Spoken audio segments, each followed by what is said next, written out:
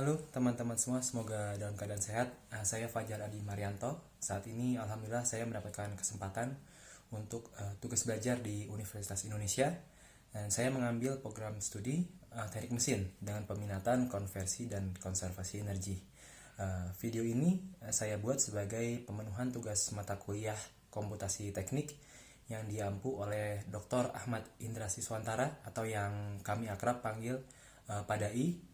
Pada video ini akan disampaikan bagaimana interaksi saya dengan Artificial Intelligence Tools atau AI Tools yaitu ChatGPT mengenai penggunaannya untuk menyelesaikan tugas-tugas komputasi teknik.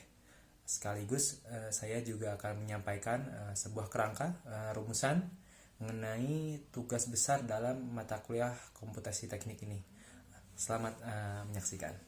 Baik teman-teman semua, berikut saya bahas mengenai monitoring dan evaluasi progres belajar berbantuan AI yang sebelumnya sudah saya sampaikan di pembukaan tadi ya. Jadi dalam selama kurang lebih 1,5 bulan mungkin ya belajar komputasi teknik, saya telah menggunakan ChatGPT untuk melakukan tugas-tugas saya untuk belajar tentunya juga. Jadi telah terjadi 4 sesi dengan total 55 interaksi dengan ChatGPT gitu, yang membahas tentang materi komputasi teknik. Nah, materi-materi yang saya bahas antara lain yaitu konsep the E5 framework ya. Kemudian ada metode heat transfer menggunakan finite element method. Kemudian yang ketiga adalah mekanika kontinum untuk memperlakukan material sebagai kontinu. Yang keempat adalah simulasi kalkulasi heat transfer dengan tampilan web page. Nah, itu adalah yang saya bahas ketika menggunakan GPT dalam materi mata kuliah komputasi teknik ini. Dan inilah tanggapan yang saya minta dari ChatGPT mengenai sesi chat yang kita telah lakukan begitu. Dari ChatGPT menyampaikan feedback yaitu chat ini sangat produktif dan interaktif begitu ya. Jadi dia menyimpulkan saya memiliki minat yang besar dalam memahami dan menyelesaikan masalah terkait khususnya terkait simulasi perpindahan panas atau dimensi menggunakan finite element method begitu. Dan dia juga mengatakan bahwa saya cukup detail oriented orangnya. Jadi berusaha memastikan bahwa setiap langkah itu berfungsi dan jelas argumennya kenapa melakukan hal tersebut begitu ya.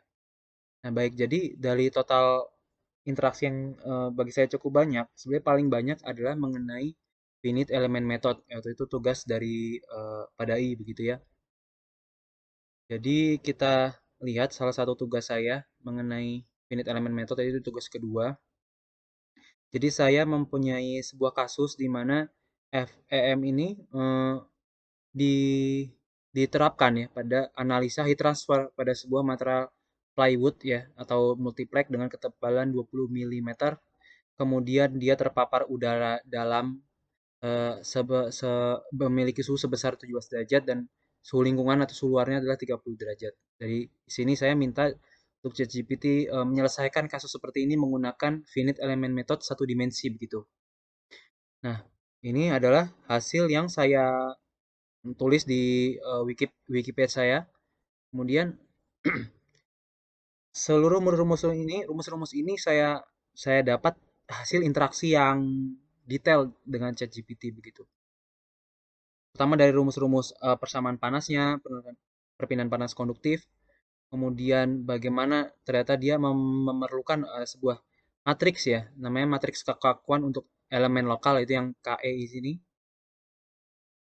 Dan kemudian bahwa dari matriks tersebut nanti harus ditemukan matriks kekakuan global seperti itu dan ada rumusnya K dikali matriks T sama dengan matriks F begitu. Nah, ini saya tentu saya cukup asing ya karena saya bukan berasal dari teknik mesin. Jadi saya mencoba mempelajari dengan teliti ya, dengan detail bagaimana hasil dari bagaimana si FEM itu diterapkan, kemudian hasilnya seperti apa begitu. Itu yang ingin saya tangkap begitu ya.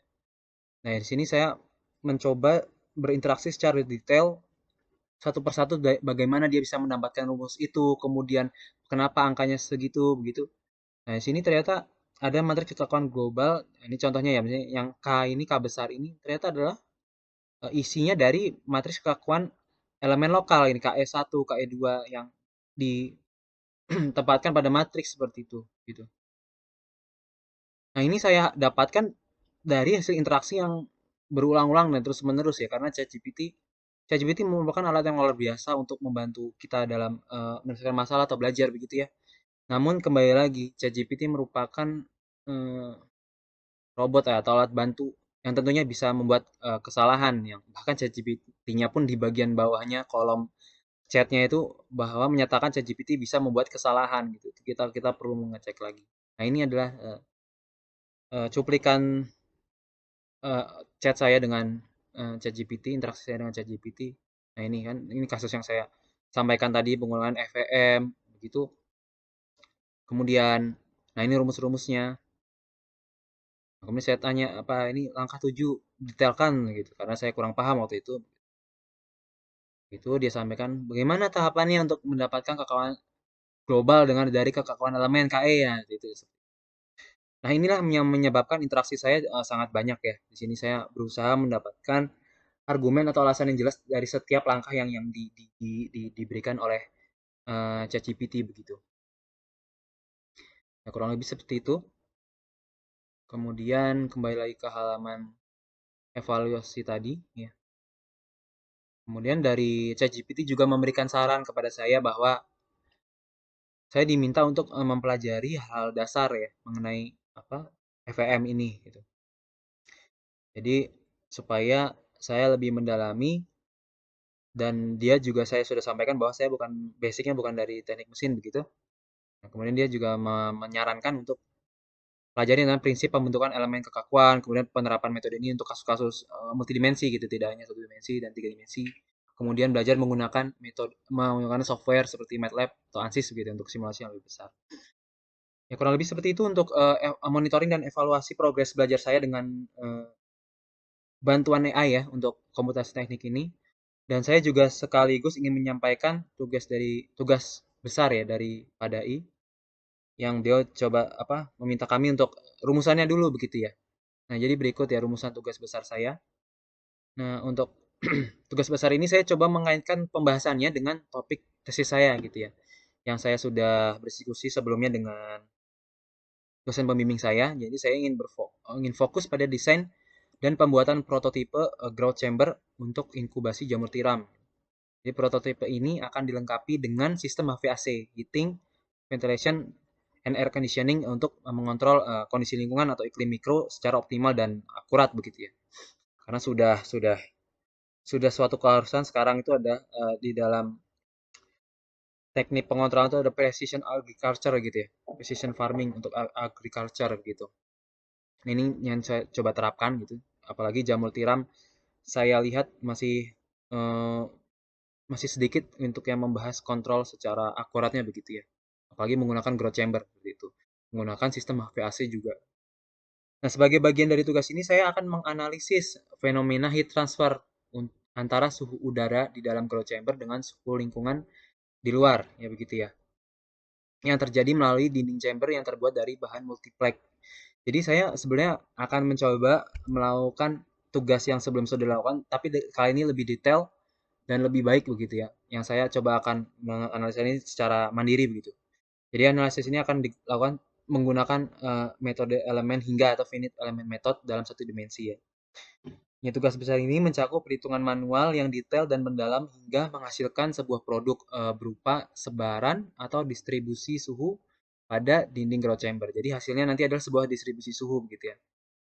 Tapi selain perhitungan, saya juga akan mencoba untuk menampilkan gitu ya hasil hasil distribusi itu secara visual gitu, secara interaktif berbasis aplikasi gitu, yang memungkinkan kita pengguna untuk menyesuaikan beberapa parameter yang bisa dirubah, yaitu seperti ada ketebalan plywood, kemudian ada suhu udara lingkungannya berapa, suhu udara dalamnya berapa gitu, kemudian jumlah elemen atau lapisan si dinding tersebut gitu.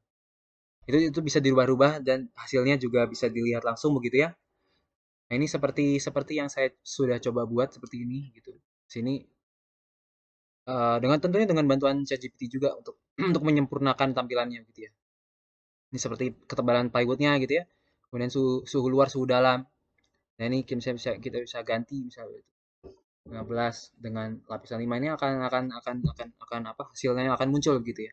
Ini akan saya coba sempurnakan nanti gitu. Tapi sebelum seluruh analisis ini dilakukan, saya akan menyusun kerangka kerja menggunakan pendekatan DI5 framework ya. Jadi kerangka ini akan memastikan setiap langkah analisis, desain, dan implementasi dilakukan secara sistematis dan terstruktur gitu.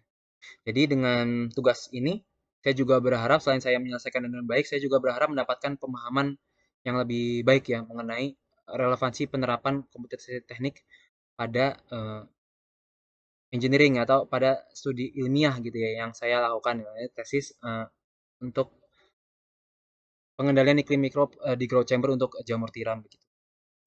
Ya, baiklah teman-teman, pada video tadi telah saya sampaikan mengenai hasil interaksi saya dengan ChatGPT, sekaligus pembahasan mengenai kerangka yang akan saya bahas pada tugas besar komputasi teknik. Ya, sekian dari saya, mudah-mudahan bermanfaat dan semoga sehat-sehat selalu bagi kita semua. Terima kasih.